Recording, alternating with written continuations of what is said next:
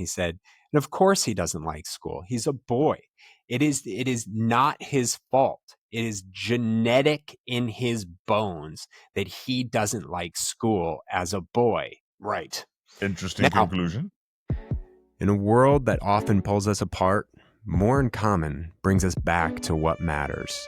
Hosted by Gerren Taylor and Keith Richardson, this isn't your average podcast. It's a challenge to think deeper, question louder, and grow further. At More in Common, we work with NFL teams, tech companies, and professionals across industries to improve communication and foster compassion. And with a focus on emotional intelligence, we aim to bring a wealth of experience to help you navigate the complexities of human connection. We've never been more connected and yet more isolated. We want to explore the roots of that tension and offer a way back to what we all need: real human connection. Enjoy the show. I keep seeing, so like I'm sitting close to my microphone, and there's this little hair that is, I just found it. Awkward. But every time I leaned in, I kept thinking it was like on my eye, and I keep doing this. I'm like grabbing at my eye and it's not there. Turns out you got to change your perspective sometimes to see what the real problem is. Wow. Look at that. Welcome back. Look at you already dropping gems. We haven't even done the intro yet. That's good. I was over here doing my salt and pepper dance, and you were having a philosophical moment with strange hairs. Strange hairs. It's a strong morning you're having there, guy. What an apropos moment. Didn't even mean it. I'm glad. See, it just goes to show, Keith, you're like a monk. You just live this stuff. Dude, isn't that the thing? Like literally, I think about this small little detail often. Is like when we go into companies and we do consultations, or when I'm working with individual clients or whatever, like it's really hard to express the importance of regular practice. So you just see it all the time, right? Like, and it manifests in very different things. Taking a step back and making sure that I'm looking at things in a different way or in a total way, so I can take appropriate action and remove the hair from my microphone and not keep trying to grab at my eye looking for it to solve my problem. The big picture. Even with a hair in your eye. Even with your hair in your eye. So no, and I appreciate that. I mean, it's one of the things that's about the journey with the More philosophy, which we've been talking about, breaking down a little bit on the show, and you know, meeting ourselves where we are, being open to change. We haven't actually touched on another important pillar quite yet, but I think we should do so today. Thanks everybody for joining us. Sounds good. We're going to be here. We're going to do this. Sounds good. But one of the things that I really do love about, like you said, the work we do with teams and in workplaces is embracing curiosity. Because a lot of the times we are so quick to judge, or we're moving so fast that we don't actually engage with curiosity about what we're listening to, even with our partners at home. And I want to talk about the practical tools and practice of that. But let's first we'll get into how important it is to approach with curiosity in conversations. So you were telling me a story the other day about performative versus genuine curiosity, and I want you to share with the crowd. Yeah, what isn't curiosity, right? I had a client who had just gone through this. We'll talk about this. Like we often say in our work, like you can't be angry and curious at the same time. We didn't come up with that. I can't remember the source for it, but I will just say it is not created by More in Common. And the next day, this particular individual was going through something in the office with somebody else and was super pissed off. So anger was super high. And they said, why is this person such an ass? Right? Like, so it's like asking this question that seemingly is curious, but let's be honest, like they're not really, they've already drawn a conclusion. The person is an ass versus being an ass, right? Right. And they're not really asking the question, why is this person such an ass? Like, it's more of a rhetorical way of saying they're an asshole, right? And that's why I think And it's performative yeah, curiosity, right? Instead yeah. of being like, you're an asshole, you're like, why are you being such an asshole? Right, like exactly. And we can all relate to that in our relationships or with other people. It's not a real curiosity. What's interesting about curiosity is it's taken a cultural emergence at companies, it's introduced in sales processes, it's introduced in dialogue, coaching, and we introduced it, right? Like, it's kind of the engagement engine of more. So meeting people where they are, we've talked about this a lot. Meeting ourselves where we are is a reflective, understanding, reminder, all of those things. It's a very internal effort. Then there's open to listen more. We've talked a lot about listening with Allison, the echo profile. We've talked about just listening in general and the benefits of it. Heck, we even talked about it recently in an episode. Then removing assumptions. And we talk a lot about bias and the influence of all those things. Those are all things that are kind of reminders to ourselves to have more productive engagement with other people, whether or not it's around conversation, whether or not it's around, I mean, conflict, whatever the case may be. And then there's the E part. That's now the action oriented element of it, right? Like, engage with curiosity. And when we came up with this, I think we came up with this 5 years ago. Curiosity was just starting to become a thing, depending on the books you read and all that. But one of the things that I've recognized in all of that is it is very much a generalized statement that people say to improve something. Just be curious. Like, Yeah, it well, what do feels you like mean? the live, laugh, love sometimes of self-help actions, right? Like, just be curious. Like, Just be curious. Yeah, it does. It feels like a poster on the wall, right? Like, it is a reminder, sure. But if we're not really digging into what it actually is and looks like we're setting people up for suitcase terms, right? Just be curious. Well, what does that actually mean to every individual? And the reality is, like, curiosity is not as easy as just being curious, right? It isn't, because one, it's hard to be curious when you're in an emotionally triggered state. Like, curiosity is an active thought mechanism. There is a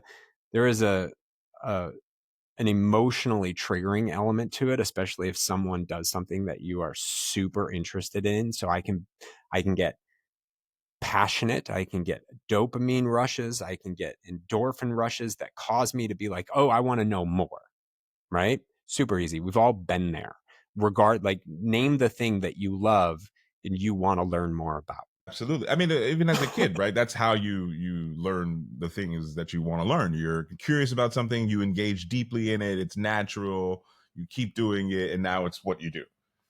And as a kid, like, you don't have ingrained biases and probably, like, you're just navigating the world, learning it Right. all. So you're Right. super curious about all of it all the time. Kids that ask, oh, tell me more about that. Why?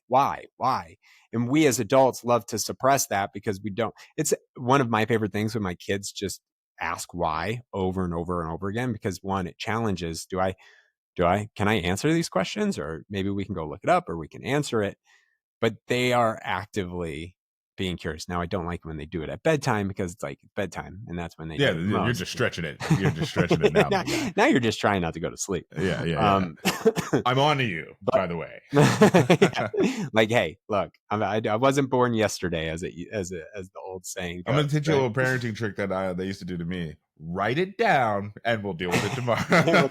I always say, well, I can't wait to talk about this at breakfast. And Yeah, then it exactly. never There you comes go. up at breakfast. Like, what are we doing here? They never want to write it down. Um, They're like, I'm not doing that. that's right. Um, but it's really like, if I'm in an active, triggered emotional state, anger, as an example, kind of to what we said, why are they being such an ass? We're unable, like, anger, and we've talked about this before, shuts down our logical processing, right? Like, it makes us myopic. It makes us narrow-minded in that moment. So we might be thinking logical information, but we're not open and open-minded to all information, right? So if I'm angry, I might sit here and be like, you know what? Here are all this, and this. Cool, factual data, right? But that factual data is really just there to defend yourself and support your position. It's not an open reframe of your position so you can consider and think about different thoughts that might change the way you think about it or continue to reinforce it, right? So being curious is actually really difficult, if not impossible, because it's more of a logical frame of thinking because you are opening your mind up to new information, right? And this kind of speaks to our conversation with the Jordan Klepper episode. Excuse me. So the first part is like, we have to, this goes back to emotional awareness. Where am I right now? And am I able to be in a curious posture? Or maybe I need to go take a breath, take a nap, take a walk before I engage in this, because I might ask you the question, why are you being such an ass? It's not Mhm. really like, I'm not seeking that information, right? Like, I'm more using that as an opportunity to call you an ass in a less attacking way, right? Um, so it's hard. And the other thing that makes curiosity really hard is that we often tie curiosity to everything in this cultural emergence, right? Like, oh, just be curious. But look, if you come to me and start talking to me about the um all different types of flowers, Mhm. Mhm. right? Mhm. I don't have a natural interest in flowers. So this is the emotional elements that drive our curiosity. I don't have a natural interest in flowers. So it's hard to be curious about it, right? Like it is hard to, if you have a job that you hate, right? And the coaching and teaching tells you just be curious about the customer and what they're doing. It's like, I don't actually care about what they're doing. So it makes it difficult to get into a posture of curiosity because you lack personal interest. Yeah, but I think that's why it's such a tool as well to practice, and curiosity can really open up people to explain in a way that's not offensive how they got to where they are, so to speak, right? It can reduce people's defensiveness, and including your own. Taking that breath and engaging with real curiosity, and not to put too fine a point on it, but it is important. The way we ask the questions, I think, reveals a lot about how genuinely curious we are or not, right? Like instead of being like, why are you like this, or you can engage with a, so what shaped this belief for you, or how did you come across that information, kind of way of asking things. But it's also how you deepen those relationships, right? We've been talking a lot about having hard conversations, both at work or in relationships, and instead of getting to the judgment, but trying to learn genuinely how someone got there, it's an effective tool for really deepening the strength of relationships. But it is, like you said, we are always reacting with our own types of cognitive bias, and the, like you said, the tie back to certainty culture. With so much noise and so many things going on, everybody wants to feel like they're right about stuff. And they're drawing their lines in the sands on correctness instead of engaging genuinely about, like, why people believe what they believe, or how do they come to the conclusions that they've come to. Like, you know especially in politics, I think it happens a lot, because people just accept whatever the noise is kind of telling them, because they don't have the time to dig deep, or nuance into a conversation, instead of engaging with curiosity about you know why people are doing what they're doing. It's just like, I don't like that, and we got to stop that. And it really does shut down the opportunity for deeper learning. You're bringing up three really important points. First, the importance of curiosity, right? Like it is the fourth pillar of the More philosophy for a reason. And I say it's hard because I part of it is it's just like let's give each other some permission to fail at this from time to time, right? Because it is, I might not be in the mood to be curious today, Mm-hmm. right? Or I'm just not in the space or time, or maybe the circumstance doesn't enable me to act curiously, but I can reframe in my head the curiosity. And I'll give an example of that in just a second. The second thing that you mentioned is the curiosity for the person. Like you say why, right? Or where did they come from? Or how did this happen? How did you get to that conclusion? Where did that information come from? Like, I might not be interested in flowers, but I am interested in people. And so I might ask that, but what got you into flowers? Like Right. how did that hobby form? And what's amazing about that journey of curiosity for the other person, what you're really navigating is the depths of who they are. You're not just talking about the interest. Look, if we talk about golf, we can talk about golf and I'm interested in it. And yes, you may be my friend. So I already know that we golf and our conversations are going to be a little bit different. But if I don't know you that well and you start talking to me about golf, asking you how you got into golf is going to tell me far more about who you are than us having a conversation about golf. And I walk away from that discussion and going, man, I really like that person because, look at how interested in golf. In fact, I didn't learn anything about them other than that they like golf. But asking like, hey, how did you get into golf? When did you start playing?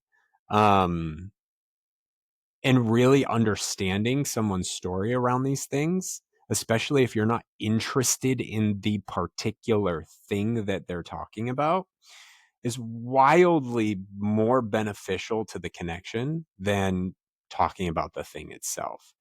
You might find common interest, right? Like we talk about more in common. Yeah, okay, we found a common interest, but really getting to the root of someone's story. Look, I had a conversation with somebody today, and I'm not going to get into the details of it, but I learned more about him that he and I actually have a very similar social experience over time, even though he and I don't have a lot of common interests.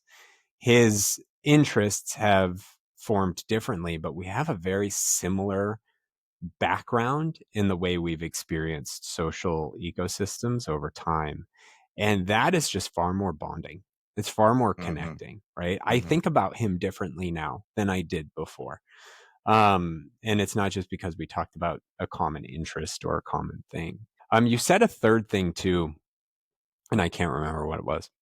Because I said you said three important things there, and I Say a hit lot on of two, important and things. now I No, can't remember we what were the third talking thing was. also, I think, about the certainty culture part of it, right? Or was Yeah. that not So the important part of it for you? you talk about it in the spirit of political conversations. That's what you were framing it as. And you said, where did you get that information? Right? Like, hey, what informs that? Like, I'm curious. That's not what I know. So, what informs that position versus you're wrong? Here's what I know, right?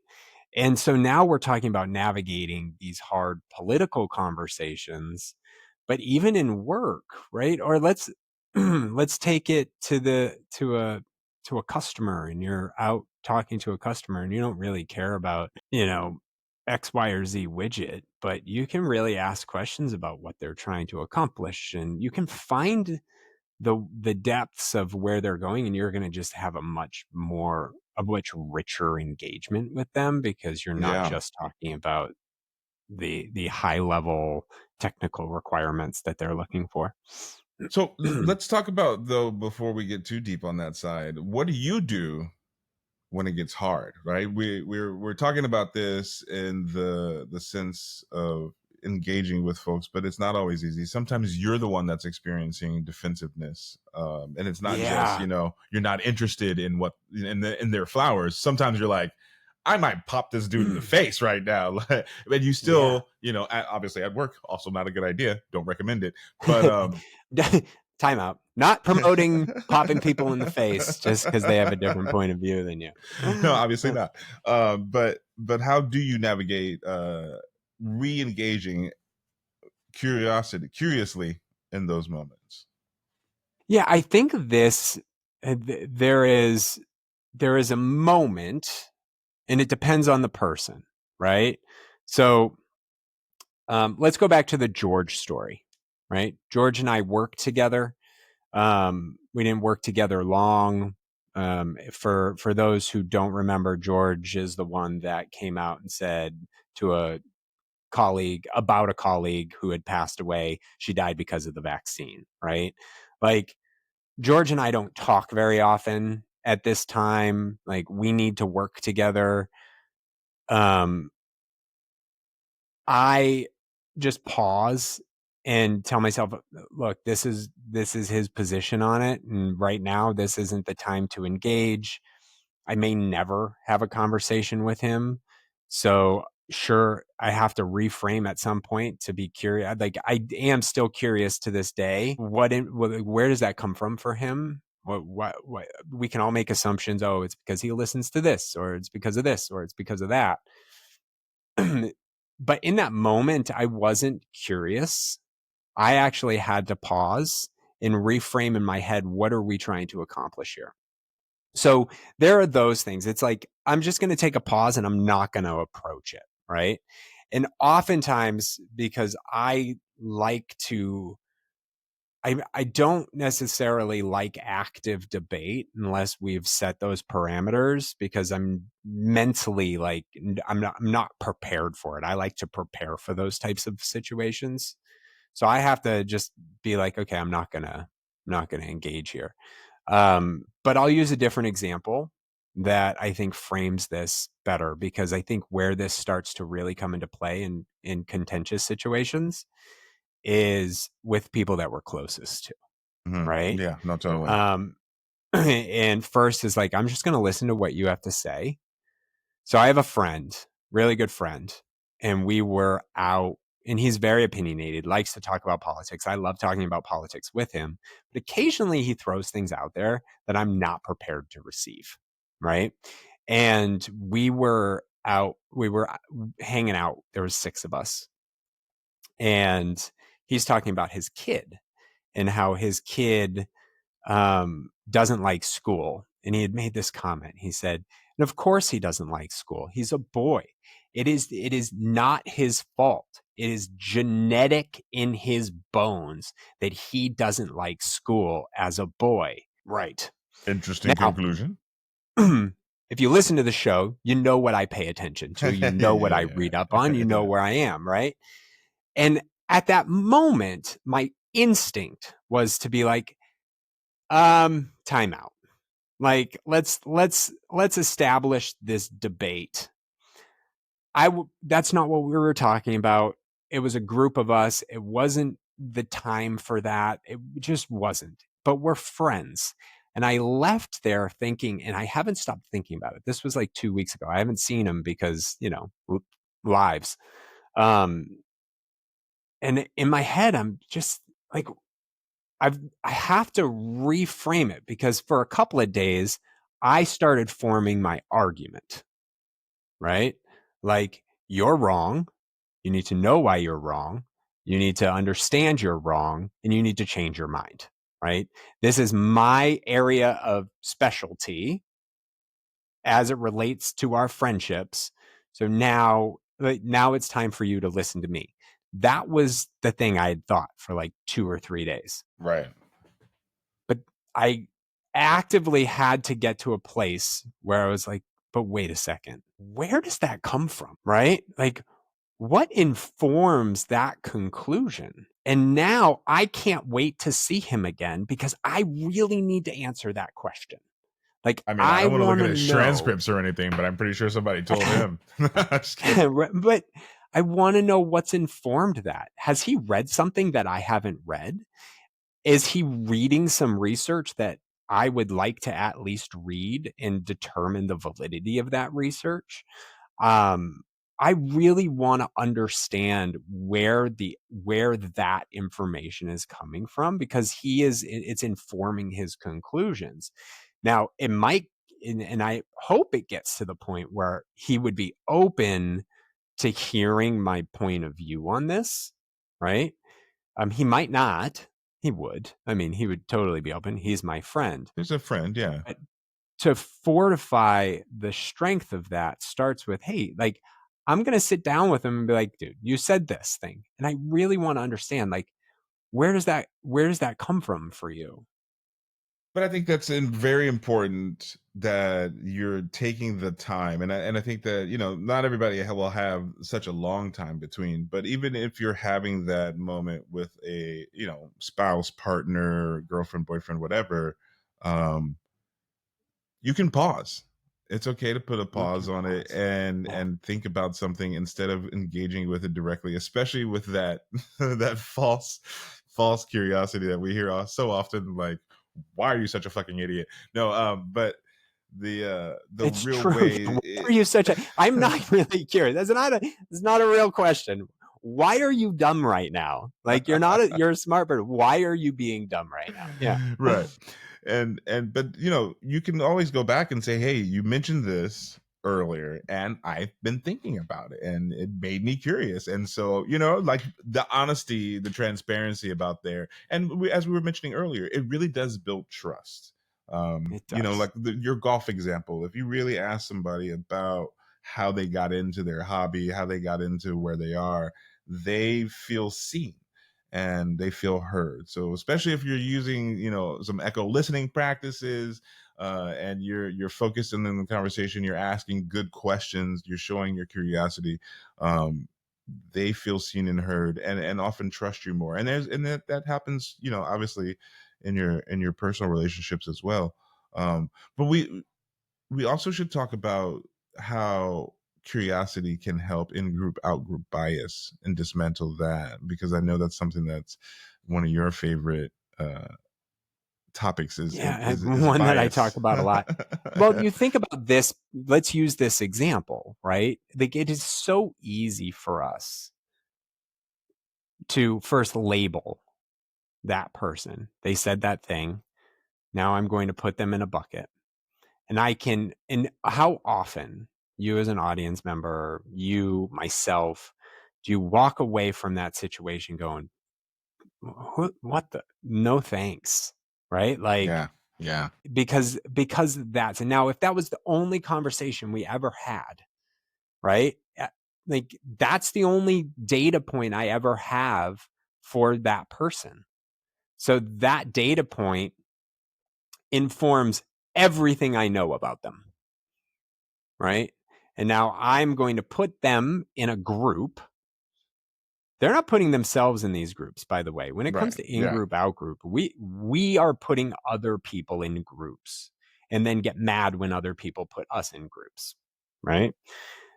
And so, because of the outgroup homogeneity effect, where we see people that we've put in an outgroup as the same, we need curiosity to break that down, yeah, because in group out group bias would say that my in group is nuanced and different, right?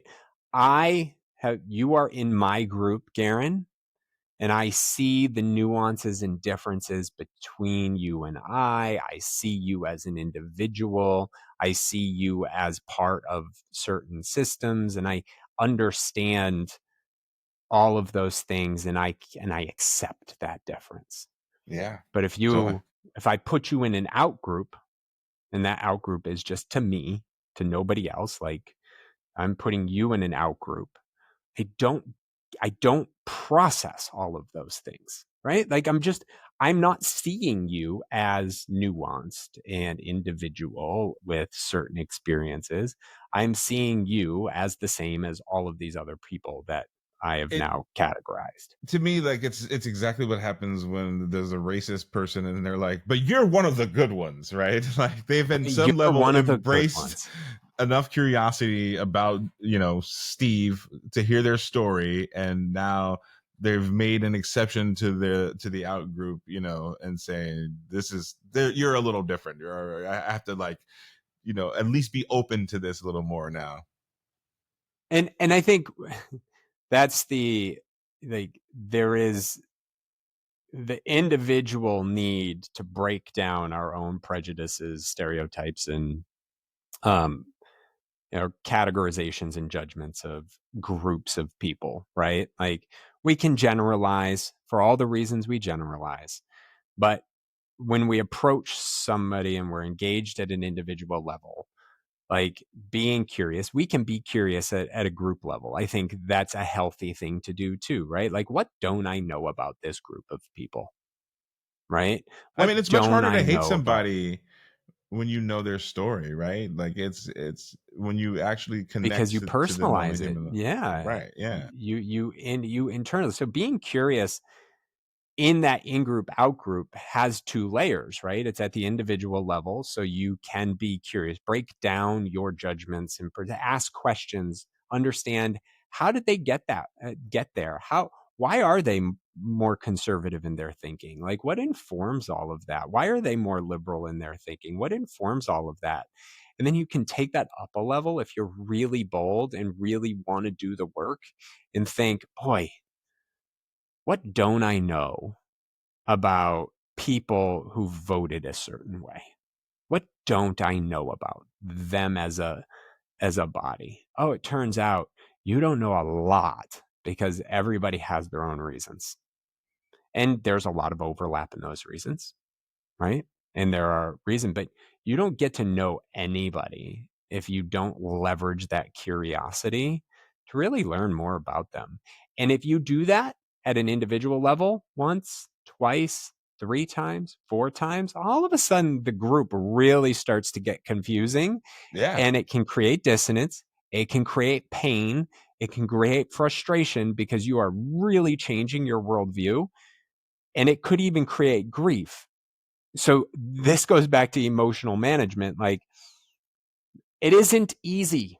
None of this is easy, right? So just going back to the beginning and just saying just be curious isn't enough, right? Because it's not that simple. But by understanding the pitfalls and the areas that make it difficult and understanding how we can just be curious about other people, we give ourselves a chance to keep moving forward and growing and stop hating Certainty. people for no reason whatsoever, right? Yeah, certainty is comfortable and curiosity is It is. courageous. It's safe. Oh, there it is. We haven't said it yet, right? Certainty makes us feel safe. It's why we like jobs. Oh, I have a job. I've got a job. I'm comfortable. It's like, yeah, but you can be fired tomorrow, especially in Yeah. 2025. It's Yeah, never no. safe, but we want to feel safe. And that's really what it comes down I mean, at the end of the day, curiosity is an act of love towards yourself, towards others. It sometimes you got to be courageous in those moments so that you can And advance. sometimes you got to step away, go find your curiosity, and then come Yeah, back to the situation and then ask the questions. absolutely. So everybody should share this episode with someone who they're curious about. Ask Ooh, I them, like that. "Do And you say, hey, like I this?" want No. to ask you some questions. Yeah. Yeah. We should try prime that them, and see if prime that them for the works. next questions that you're going to ask. Because, boy, I'll tell you, there are a lot of people, not people. I don't like using the word people. A lot of individuals do have a hard time receiving questions, right? It's not super comfortable all the time. Why are you questioning me? What is this? And And I think the framing on it's these questions is important. So it takes yeah, practice. That's why I lots encourage of it. everybody to get in there. This Yeah, is man. the More Uncommon Podcast. I'm Gerren Taylor. That's Keith Richardson. Definitely like and share this episode with a friend. Leave us some comments. if you want to send us clips of letting us know what's something you wish people asked you about more, I would love that. And then maybe we'll play some back on the show or on our socials. See, we can have fun here too, guys. It's not just like that. I love that question. What's something, let's just be very clear. What's something you wished people asked you about more? Yeah. That is such an awesome thing. My love of golf. No, I'm just kidding. Thanks everybody for joining us. We'll be here next week. Have fun.